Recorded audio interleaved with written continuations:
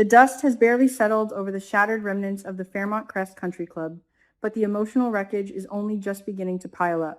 If you thought the terrifying winds and the falling chandeliers were the climax of this monumental crossover event, you are entirely mistaken.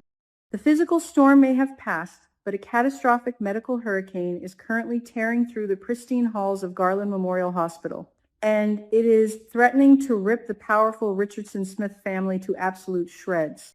We are talking about life, death, shattered political dynasties, and a family turning on its own matriarch in the darkest hour imaginable. Are you ready for the explosive fallout?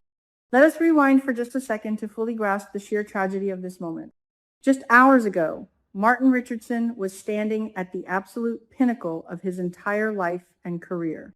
He had the legendary Victor Newman flying in via private helicopter all the way from Genoa City just to give him a glowing political endorsement. The room was packed with the elite, the cameras were flashing, and the future looked brighter than a diamond. Even after the tornado ripped through the building, Martin stood tall. He was the hero, the steadfast leader who calmly announced that he would donate all the fundraiser money to the disaster relief efforts. But then, in a twist that made all of our jaws drop straight to the floor, he groaned. He collapsed. And just like that, the rising political titan of Fairmont Crest was reduced to a fragile, broken man fighting for his final breaths on a cold hospital stretcher. Will he ever open his eyes again? Right now, the waiting room at Garland Memorial is a suffocating pressure cooker of sheer terror and agonizing suspense. The sterile smell of antiseptic and the relentless, haunting beeps of the intensive care monitors are driving everyone to the brink of insanity. At the center of this waking nightmare is Nicole Dupree. We have watched Nicole handle massive scandals, family feuds, and intense hospital board politics with the grace of a queen, but right now, she is a mother completely shattering into a million jagged pieces. She is pacing the floor, her hands trembling, her eyes wide with a panic that no amount of deep breathing can cure. Who can blame her? The man who represents the heart and soul of her family is currently hooked up to a terrifying array of life support machines. How much more tragedy can one woman endure before she permanently breaks? Enter Dr. Kial Rollins. Ever since this horrific tragedy unfolded, Kial has been the only thing standing between Nicole and a total psychological collapse. He has not left her side for a single second. But Kial is not just a comforting friend offering a warm shoulder to cry on. He is a brilliant medical professional who knows exactly how to read the terrifying charts that the other doctors are whispering about in the hallways. As a doctor, Kial is using every ounce of his clearance and expertise to track Martin's condition behind those closed intensive care doors. He is desperately searching for a miracle, a sign of brain activity, a flicker of hope. But what happens when the man you care about is forced to deliver the most devastating news a mother could ever hear? The updates Kial brings back to the waiting room are nothing short of a massive, heart-stopping nightmare. We all suspected that Martin's sudden collapse was due to severe head trauma sustained during the chaos of the tornado, but the reality is so much darker and more sinister than a simple concussion. Kial sits Nicole down, his own eyes filled with a haunting dread, and begins to explain the catastrophic neurological complications that are currently ravaging Martin's brain. The swelling is massive, the intracranial pressure is off the charts. The trauma to his cerebral cortex is so profound that the medical staff is entirely flying blind. Kial cannot sugarcoat the horrific reality of the situation, no matter how much he wants to protect Nicole's fragile heart. Will his brutal honesty be the very thing that pushes Nicole over the edge? As Kial speaks, the grim predictions for Martin's health begin to crystallize, and they are absolutely terrifying. This is not just about a long recovery. This is about the complete and total annihilation of a man's identity. Kial gently but firmly explains the potential long-term complications if Martin survives the night, and that is a massive, terrifying if. What kind of life will he actually have? Kial warns Nicole that the brain damage could lead to severe, irreversible amnesia. Martin could wake up and not remember his own name, let alone the faces of the children who adore him or the political campaign he bled for. Can you imagine the sheer agony of looking into the eyes of the man you raised, only to find a complete stranger staring back at you? But amnesia is only the best case scenario, and in the world of Beyond the Gates, we know that the worst case scenario is usually the one waiting in the shadows. The most chilling moment of the entire episode comes when Kial is forced to utter the two words that strike absolute paralyzing terror into Nicole's soul: vegetative state. Kial explains that the trauma is so severe that Martin might never regain consciousness. He could spend the rest of his natural life trapped in a silent, unmoving shell, breathing only through a ventilator, waiting for a miracle that science says will never come. A permanent vegetative state. The rising political star, the charismatic leader, the loving father, reduced to a tragic medical statistic. Is this truly the end of Martin Richardson's magnificent story? When those words leave Kial's lips, the dam finally breaks. Nicole completely and utterly collapses. We are not talking about a few graceful tears. We are talking about a visceral, gut-wrenching breakdown that will leave viewers sobbing at their screens.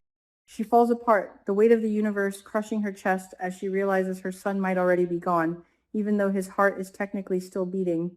The political future, the campaign, the endless ambition, all of it is instantly rendered meaningless. Martin's political career is dead in the water, completely eradicated by a falling piece of debris and a cruel twist of fate. How does a family even begin to mourn someone who is still alive but completely gone? But the drama does not stop at the medical diagnosis. Oh no, soap fans, this is where the emotional dynamite truly detonates. As Nicole is drowning in her unimaginable grief, a new, entirely unexpected threat emerges from within her own bloodline. The truth of the situation threatens to completely tear the Richardson-Smith dynasty apart, and the architects of this destruction are none other than Tyrell and Samantha. The children are already traumatized, terrified, and desperate for answers. Tyrell is already acting like a walking open wound after having his heart completely shattered by Jessica Harris dumping him over their long-distance college plans. He is angry, he is hurt, and he's looking for a target to unleash his immense, blinding rage. And who is standing right in the line of fire? Nicole? Will this grieving family destroy each other before Martin even takes his final breath? In a scene that will absolutely make your blood run cold, Tyrell and Samantha turn their grief into a vicious, unforgiving weapon, and they aim it squarely at Nicole. They begin a relentless, screaming blame game right there in the sterile hospital waiting room. They accuse Nicole of being the reason Martin is dying. They scream that she should have stopped the fatal fundraiser the second the storm warnings hit the news. They accuse her of prioritizing the glamorous optics, the wealthy donors, and Victor Newman's precious endorsement over the safety of her own family. The sheer venom in their voices is shocking. They are essentially calling her a murderer for not pulling the plug on the event before the tornado ripped their lives apart.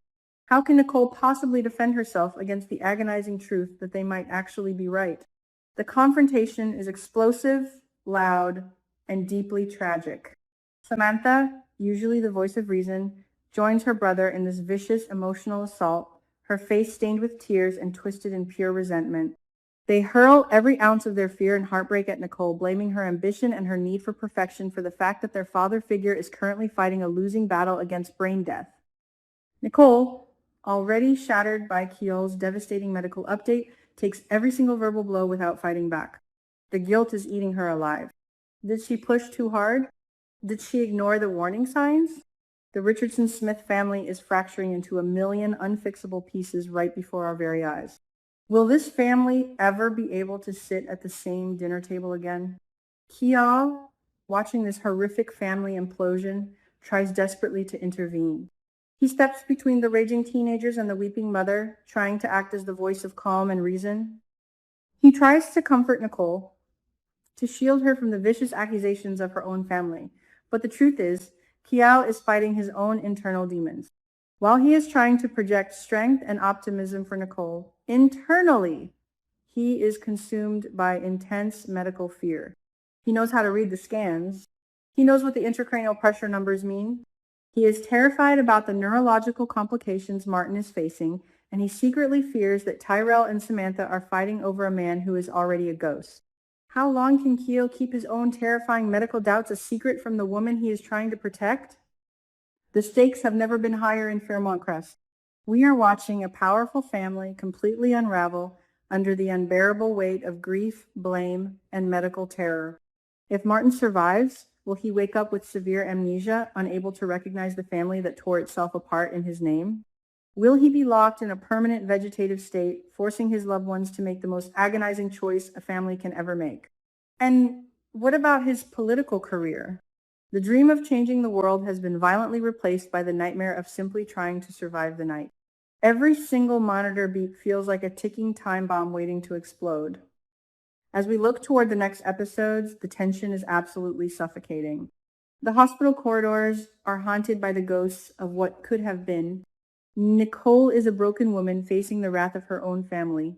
Kial is a doctor terrified of his own diagnosis, and Martin is trapped in a silent darkness that he may never escape.